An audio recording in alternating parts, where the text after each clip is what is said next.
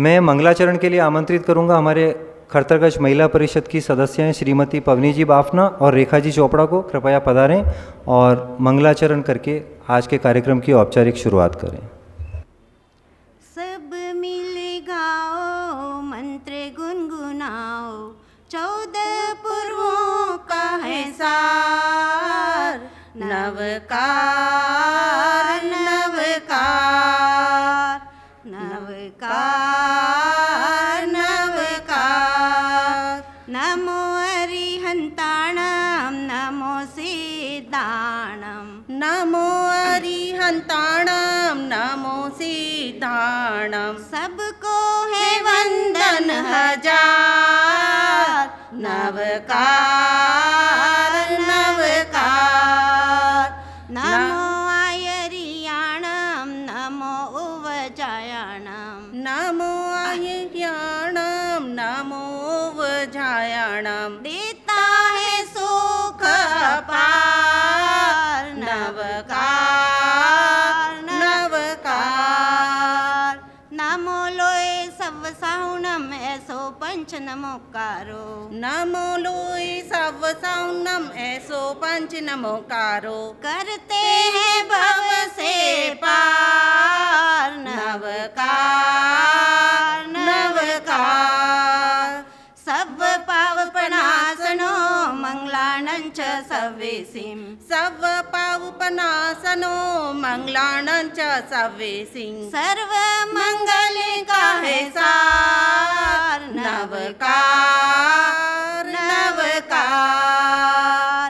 परमं हवै मंगलम परमं हवै मंगलम, परमं हवै मंगलम परमं हवै मंगलम। जिन शासन शरणगार। नवकार नवकार नवकार नवकार, वंदे वीर।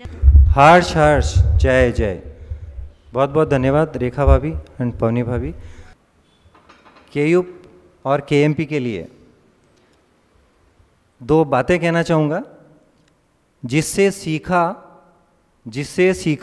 जिसने सिखाया, आगे बढ़ना और गिरते हुए संभलना, आगे बढ़ना और गिरते हुए संभलना। राह में थक कर रुक न जाना, राह में थक कर रुक न जाना, आगे बढ़ना और मंजिल को छूना। ये पंक्तियाँ हमारे सभी केयूप के और केएमपी के सदस्यों के लिए समर्पित। साथ में गुरुदेव के लिए, गुरु आपके उपकार का कैसे चुकाऊँ मैं मोल, गुरु आपके उपकार का कैसे चुकाऊँ मैं मोल। लाख कीमती धन भला, गुरु है मेरा अनमोल। हमारे खड़तर गच्छाधिपति आचार्य भगवंत श्री जिन मणिप्रभ सुरेश्वर जी महाराजा ने जो सभी को एक एक सदस्य को चुन चुन के हमारे केयूप और केएमपी में लिया है, हम बहुत ही सौभाग्यशाली हैं कि आज हमें केयूप में जिन शासन की सेवा प्रदान करने का मौका मिल रहा है और इसके लिए हम गुरुदेव के गुरुवर के तहे दिल से हार्दिक आभारी हैं। अभी आज हमारे बीच में अखिल भारतीय खड़तरगंज महिला परिषद की राष्ट्रीय अध्यक्षा श्रीमती सरोज जी गुलेचा, जो कि राजनांदगांव छत्तीसगढ़ से यहाँ पे पधारी हैं, उनके स्वागत गीत प्रस्तुत करने के लिए मैं हमारे श्री जिन दत्त कुशल सूरी जैन सेवा एवं संगीत मंडल से श्री राजेंद्र जी गुलेचा को आमंत्रित करूँगा। कृपया एक स्वागत गीत प्रस्तुत करें। राजेंद्र सर। उपस्थित सभी धर्म प्रेमी बंधुओं को सादर जय जिनेन्द्र। बड़े हर्ष का विषय है कि आज हमारे बीच नारी शक्ति के रूप में एक ऐसी महिला का पदार्पण हुआ है जो खड़तरगंज के विकास के लिए सतत प्रयत्नशील है, गतिशील है और उसी यात्रा के अंतर्गत आज उनका यहाँ पर बेंगलोर आगमन हुआ है। उनका मैं अपने इस गीत के माध्यम से हार्दिक स्वागत अभिनंदन करता हूँ। स्वागत करते हैं, स्वागत करते हैं सरोज जी, हम सब आपका स्वागत करते हैं। मन पुष्पों की माला से अभिवादन करते हैं, स्वागत करते हैं, स्वागत करते हैं। हो हो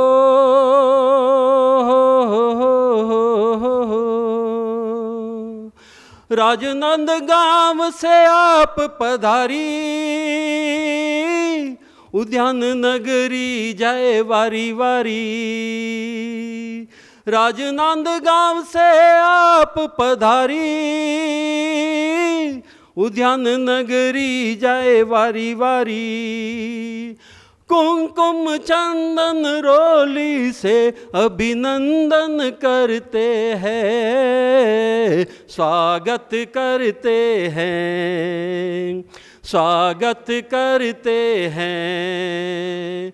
सरोज जी हम आपका स्वागत करते हैं। बेंगलोर नगर की कई उप इकाई स्वागत में आपके है पल के बिछाई। बेंगलोर नगर की कई उप इकाई स्वागत में आपके है पल के बिछाई। भावों के पीले अक्षतों से वधामना करते हैं, स्वागत करते हैं, स्वागत करते हैं। सरोज जी हम आपका स्वागत करते हैं। दादा गुरु नित आशीष बरसाए, मणि गुरु बीन देख हरसाए। गच्छ कैसे बड़े आगे हमारा ये प्रचार करते हैं, स्वागत करते हैं, स्वागत करते हैं। सरोज जी हम आपका स्वागत करते हैं। गच्छ गौरव की बात सुहानी सुनेंगे हम आज आपकी जुबानी। गच्छ गौरव की बात सुहानी सुनेंगे हम आज आपकी जुबानी। उद्बोधन हमें आज सुनाओ, फरियाद करते हैं, स्वागत करते हैं, स्वागत करते हैं। सरोज जी हम आपका स्वागत करते हैं। मन पुष्पों की माला से अभिवादन करते हैं, स्वागत करते हैं, स्वागत करते हैं। जय जिनेंद्र। बहुत बहुत धन्यवाद राजू साहब, आपने इतना अच्छा सुंदर की शॉर्ट नोटिस पे लिखा। आभारी हैं हम आपके। आज का ज्वलंत और मुख्य विषय खड़तरगज का विकास कैसे संभव हो, इस विषय पे हम सबको आज चिंतन करना है, मनन करना है और परिचर्चा करनी है।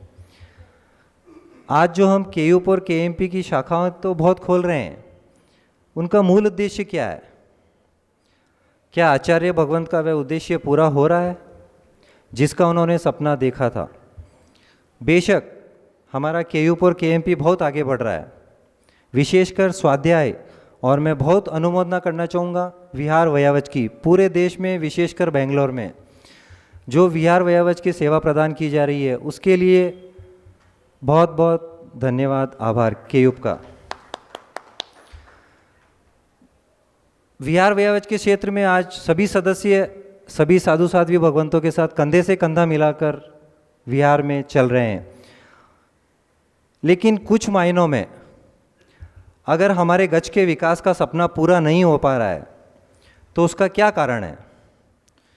अन्य परंपराओं में जो श्रावक और श्राविकाओं की श्रद्धा है वह अपने यहाँ पर क्यों नहीं है? साधु साध्वी जी बहुत पहले की बात बता रहे हैं।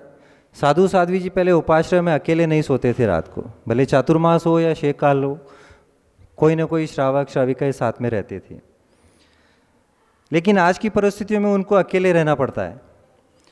हमारा समाज और आज की युवा पीढ़ी कहाँ जा रही है, उस पर हमें चिंतन करने की बहुत आवश्यकता है।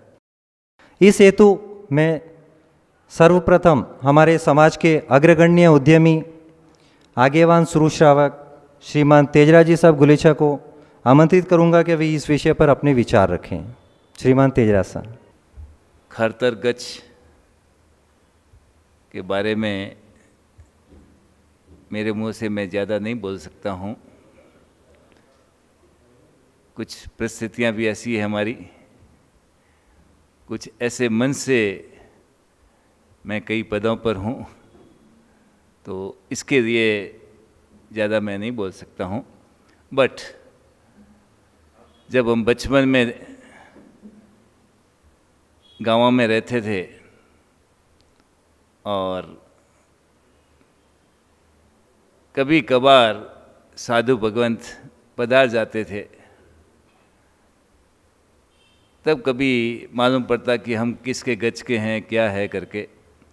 और वैसे भी पर्टिकुलर मेरा गांव तो खतरगच्छ होते हुए भी नाम बागरगच्छ के हिसाब से फेमस था।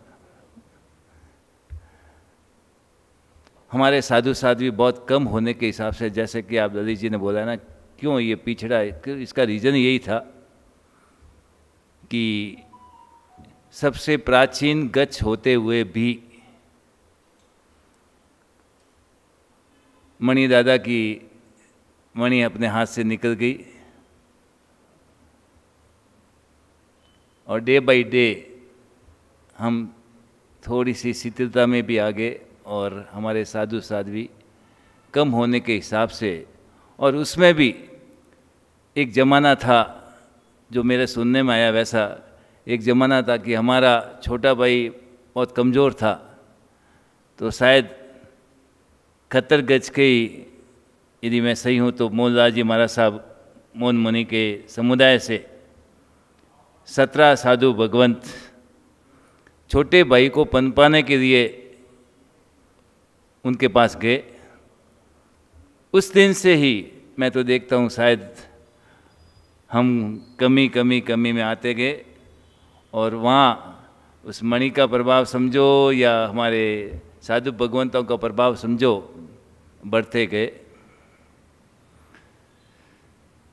बट अब वो टाइम में जब गांव में विचरण भी नहीं हो रहे थे, तो अनायास समझो या वैसे भी समझो, क्योंकि धर्म क्रिया हमारी बहनों को विशेष करनी पड़ती है और करनी है, तो अब कहाँ जाना उनके लिए।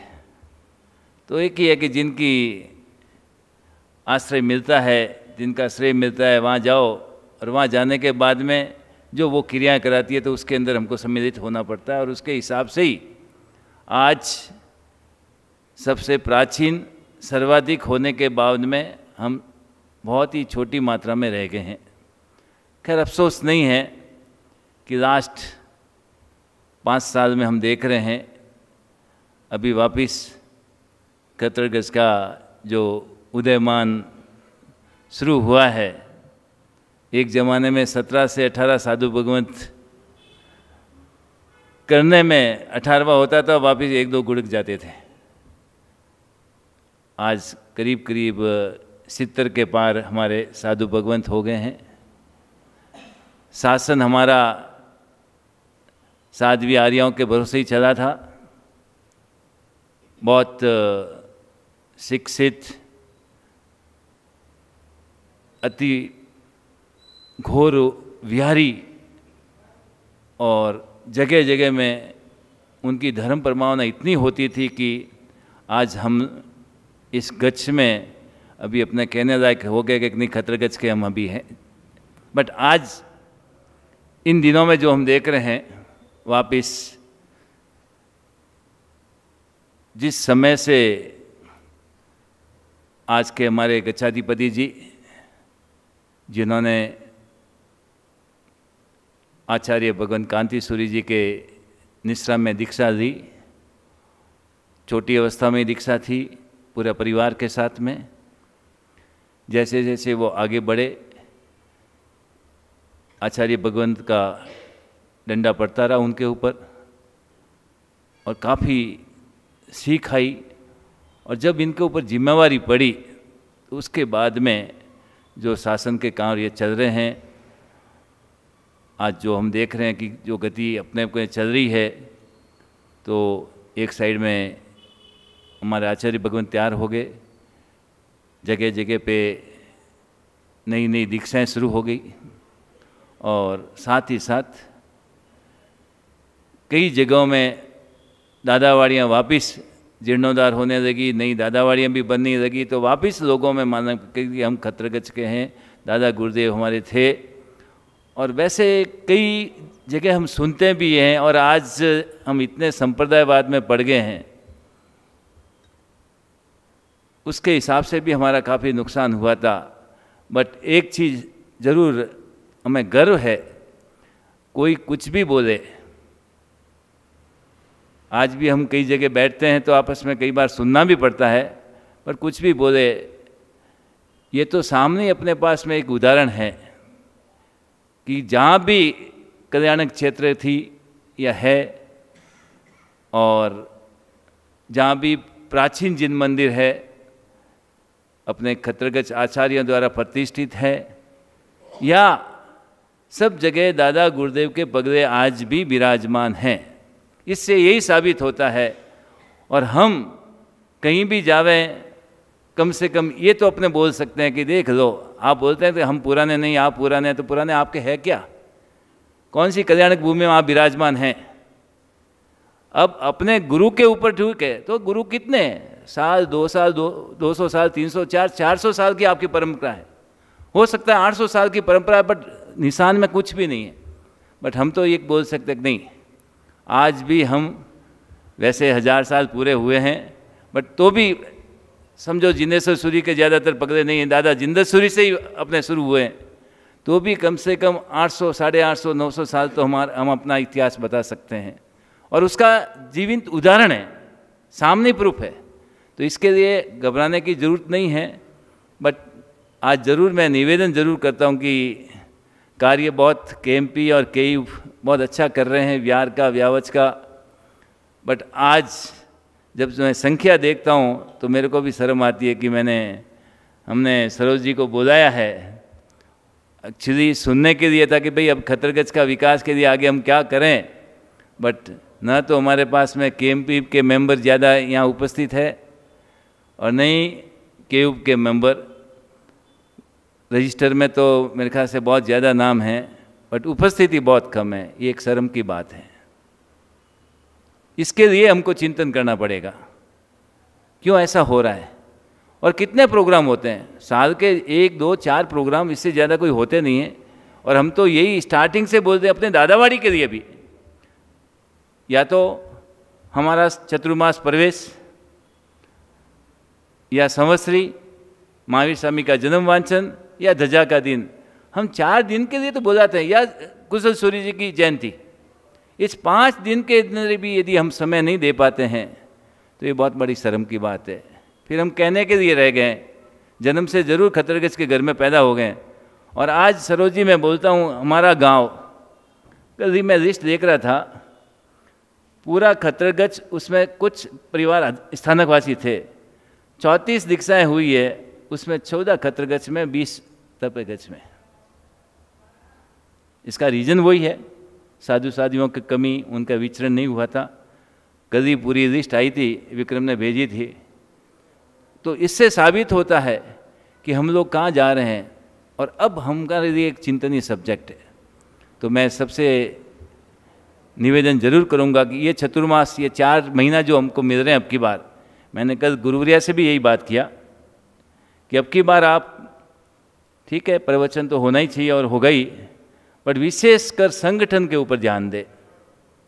जब तक आप संगठन मजबूत नहीं कर पाएंगे, हम नहीं चाहते कि हम एकदम अखंड जैसे रहें, अकड़ के रहें, नहीं। हम जिन्होंने अपना रास्ता भूला दिया है उनको वापस हमारे साथ में जोड़ना है। तो यही हमारी भावना है। तो मैं विशेष, दोनों अध्यक्ष बैठे ही हैं, ये 4 महीना आपको इसी के ऊपर ध्यान देना है।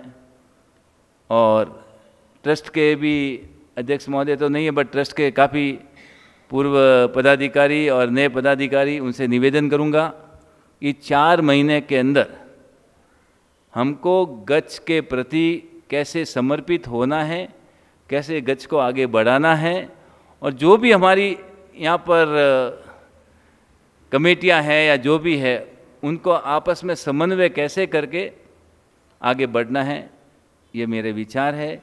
और ख़ास मैं जो भी अध्यक्ष है या जो भी लीडर्स अपने आप को बोलते हैं, उनके निवेदन करूंगा कि लीडर वो होता है जो दरवाजे के ऊपर खड़ा रहता है, लीडर वो नहीं होता जो स्टेज पे खड़ा रहता है।